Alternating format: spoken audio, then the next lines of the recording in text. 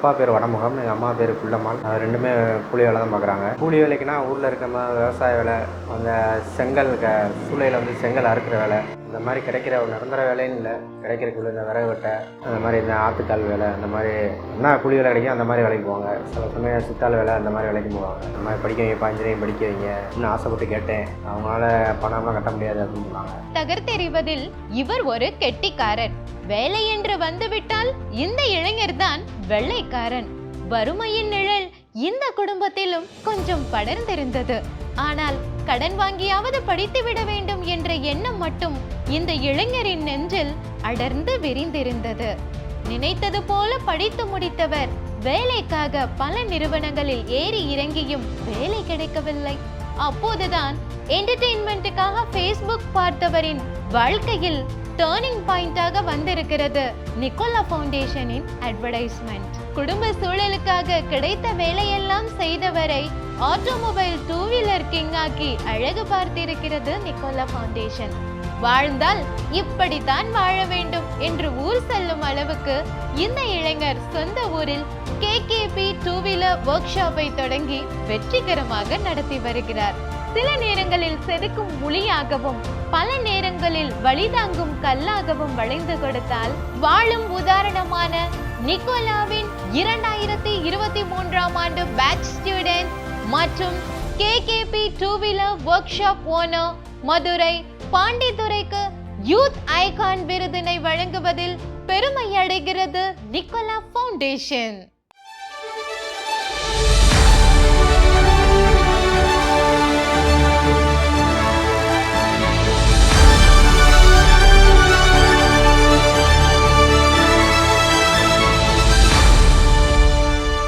என் பேர் பாண்டித்துரை. மதுரை மாவட்டம் மேலூர் வட்டம் புலிப்பட்டின்ற கிராமத்துலேருந்து.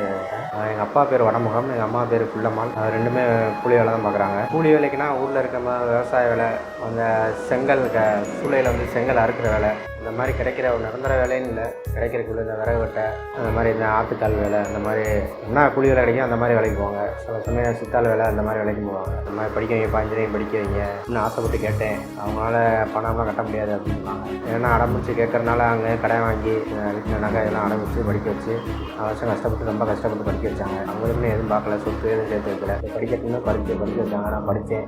4 வருஷம் படித்து முடிச்சுட்டு வெளியில் வந்து படிக்கிறப்ப எனக்கு எந்த இதுவும் தெரில, ஜாலியாக நான் படிச்சுட்டு வந்துட்டேன், பாஸ் ஆகி வந்துட்டேன். வந்துட்டு வெளியில் வந்து பார்த்தேன், நான் ஒரு வேலை வாய்ப்பு எனக்கு கிடைக்கல. நான் ஒரு கைடு பண்ணவும் சரியான ஆள் இல்லை. கிராமத்தில் எங்கள் வீட்டில் நான் முதல்ல பட்டதாரி நான் தான். எப்படி வேலை போகணும் இந்த மாதிரி கைட் பண்ண ஆள் இல்லை. என்னால் முடிஞ்ச அளவுக்கு நான் ரெஸ்யூம் ரெடி பண்ணிவிட்டு ஏற்பட்ட கம்பெனி நான் இன்டர்வியூ அட்டன் பண்ணி எதுவுமே எனக்கு ஒரு சக்ஸஸாக அமையலை. ரெண்டாவது நான் அப்புறம் சென்னை, ஓசூர் அந்த மாதிரி நிறைய போனேன். குடும்ப சூழ்நிலையால் என்னால் மேற்கொண்டு வேலை கேட்டுறதுக்கான பொருளாதாரம் கையில் இல்லை. சரி, கிடைக்கிற வேலைக்குனே பார்ப்போம்னு சொல்லிட்டு மதுரையில் வந்து நான் ஒரு கம்பெனியில் சிட்கோவில் சீட் மெட்டல் கம்பெனியில் குவாலிட்டியில் வேலை பார்த்தேன். குவாலிட்டியில் ஒரு 2 வருஷம் நான் வேலை பார்த்தேன். 6 ரூபா சம்பளம் கொடுத்தாங்க. அங்கேருந்து நான் புலிப்பட்டி, மதுரையிலேருந்து புலிப்பட்டி 20 கிலோமீட்ரு, மேலூர்லேருந்து 20 கிலோமீட்ரு, மேலூர்லேருந்து 12 கிலோமீட்ரு போகுது. பஸ்ஸுக்கு போயிட்டு வரவே எனக்கு மாதம் 1000 ரூபா 1500 அடியாயிரம். எதுவும் மிச்சம் பண்ண முடியாது. சாப்பாட்டுக்கு ரொம்ப கஷ்டப்பட்டுக்கிட்டே இருந்தேன். அப்புறம் தான் மேலூரில் நான் ஒரு பைக் ஷோரூமில் வேலைக்கு சேர்ந்தேன். வாட்டர் வாஷ் தான் ஃபஸ்ட்டு சேர்த்தாங்க. பிஇ முடிச்சிருக்கேன் அப்படின்னா அதெல்லாம் அங்கே உள்ளவங்க அந்த சூப்பர்வைசர் அந்த ரேஞ்சில் சேர்க்கல. வாட்டர் வாஷ் வந்து பார்க்கணும்னு கேட்டாங்க. அங்கே வாட்டர் வாஷ் ஒரு 5 வருஷமாக வாட்டர் வாஷ் தான் பண்ணிக்கிருந்தேன். எந்த வேலையுமே எனக்கு எதுவும் சொல்லித் தரல. ஆனால் முடிஞ்ச அளவு கற்றுக்கிட்டேன். வாட்டர் வாஷ் தான் பண்ணிக்கிறேன். அப்போ தான் ஃபேஸ்புக்கில் இருந்து நான் பார்த்து நிக்கோலா ஃபவுண்டேஷன் பற்றி நான் பார்த்தேன். சரி, அங்கே போகும்ல ட்ரைனிங் போகும்னு நிக்கோலா ஃபவுண்டேஷன் அப்ளை பண்ணி நான் போய் சேர்ந்து நல்லா கைட் பண்ணாங்க, நல்லா ட்ரைனிங் பண்ணாங்க. ரெண்டாவது நான் அந்த கம்பெனியில் வேலை பார்த்ததுக்கு வந்து வாட்டர் வாஷ் மட்டும்தான் ஒரு நாளைக்கு 15-20 வாட்டர் வாஷ் அடிப்பேன். அங்கேயே எனக்கு 7 ரூபா சம்பளம் கொடுத்தாங்க. வாட்டர் வாஷ் அது அடிக்கிறேங்க டைம் சரியாக இருக்கும். யாரும் இருந்தால் பாரு இப்படி கலட்டு மாட்டேங்க சொல்லிக் கொடுக்கலாம். அவங்களுக்கும் டயர் இருக்காது, நம்மளும் கேட்டு தெரிஞ்சுட்டு டயர் இருக்காது. காலைல 9 மணிக்கு போவோம், வாட்டர் வாஷ் பண்ணுவோம். அப்படியே சாப்பாடு டைம் வரும், அப்படியே வரும். ஒரு சில வேலையை கற்றுக்கிட்டேன். அதை வச்சு அப்படியே போடிக்கிட்டு இருந்தப்போ நிக்கோலா ஃபவுண்டேஷன் பார்க்குறப்ப அவன் ட்ரைனிங் அவன்கிட்ட போனேன். லீவ் போட்டுதான், நான் 1 மாதம் மேலே லீவை போட்டுதேன். சரி, ஏன் போய் கற்றுக்குறோம்னே போனேன். உள்ளே போனேன். நிக்கோலா ஃபவுண்டேஷன் போய் நல்லா பார்த்தேன். பைக்னால் என்னென்னு அங்கே தான் ஃபுல்லாக எனக்கு சொல்லிக் கொடுத்தாங்க. எப்படி பைக்கில் வயரிங், எப்படி இன்ஜின் எப்படி ஃபங்க்ஷன் ஆகும், அது என்னென்ன ஃபால்ட்டு வரும், அதை எப்படி அரெஸ்ட் பண்ணலாம் அப்படின்னு. வயரிங்கு தனியாக, இன்ஜின் தனியாக, வண்டியில் எல்லா பார்ட்ஸையும் ஒன்று தியரியாகவும் சொல்லிக் கொடுத்தாங்க, ப்ராக்டிக்கலாகவும் சொல்லிக் கொடுத்தாங்க. எப்படி மாட்டணும், எப்படி கலக்கணும், எப்படி சர்வீஸ் பார்க்கணும், நல்லா சொல்லிக் கொடுத்தாங்க. எனக்கு ஒரு தெளிவு கிடச்சிச்சு. சரி, அங்கே முடிச்சு ட்ரைனிங் முடிச்சுட்டு அவங்க எல்லாமே எப்படின்னா எல்லாமே சொல்லிக் கொடுத்தாங்க. வாழ்க்கைக்கு நீ அடுத்து எப்படி என்ன பண்ணலாம், சொந்தமாக தொழில் பண்ணலாம். அவங்களே இன்டர்வியூ மூலம் என்னை அரேஞ்ச் பண்ணி வேறு கம்பெனிக்கெலாம் ஏற்பாடு பண்ணி கொடுத்தாங்க. சரி, நான் சொந்தமாக தொழில் பண்ண எனக்கு ஒரு ஏற்கனவே கம்பெனியில் வேலை பார்த்தனால சொந்தமாக அப்போ இந்த ட்ரைனிங் கற்றுக்கிட்டது மூலயமா சரி நம்ம சொந்தமாக பண்ணுவோம் அப்படின்னு எனக்கு ஒரு நம்பிக்கை வந்துச்சு. அவங்ககிட்ட நான் சொன்னேன். சரி, அவங்களே எனக்கு நம்பிக்கை கொடுத்தாங்க. சொந்தமாக பண்ணு, என்ன ஹெல்ப் வேணால் பண்ணுறோம் அப்படின்னு சொன்னாங்க. நானும் சொந்தமாக சரி பண்ணு அவன் முடிச்சு ட்ரைனிங் முடிச்சு சர்டிஃபிகேட் வாங்கிட்டு வந்துட்டேன். வெளியில் வந்து சொந்தமாக கடை வச்சேன். 8 மாதம் ஆகுது. சொந்தமாக ஒரு ஷாப்பு வச்சு வைக்கிறப்ப ஸ்டார்டிங்கில் ரொம்ப இதாக ஒரு வண்டி கூட வராது. ஒரு நாளைக்கு ஒரு வண்டி 100 ரூபா 150 ரூபா அந்த மாதிரி தான் கடை போச்சு. சரி, நான் பொறுமையாக இருந்தேன். சரி, என்ன பண்ணோம் அப்படின்னு அதே பொறுமையாக தான் இருந்தேன். போக கஸ்டமர் வந்து பிக்கப் ஆச்சு எனக்கு.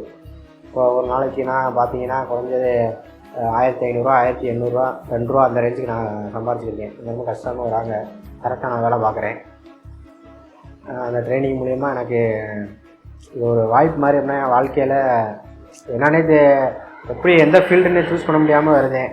ஒரு இன்ஜினியரிங் முடிச்சுட்டு இதுக்கு வேலையை கிடைக்காம சரியான சம்பளம் இல்லாமல் வீட்டு பக்கத்து வீட்லேயும் சரி என்ன படித்தாங்க எதுவும் வேலை இல்லைன்னு ரொம்ப ஒரு இலக்கணம் பார்க்குற மாதிரி எல்லாமே பார்த்தாங்க.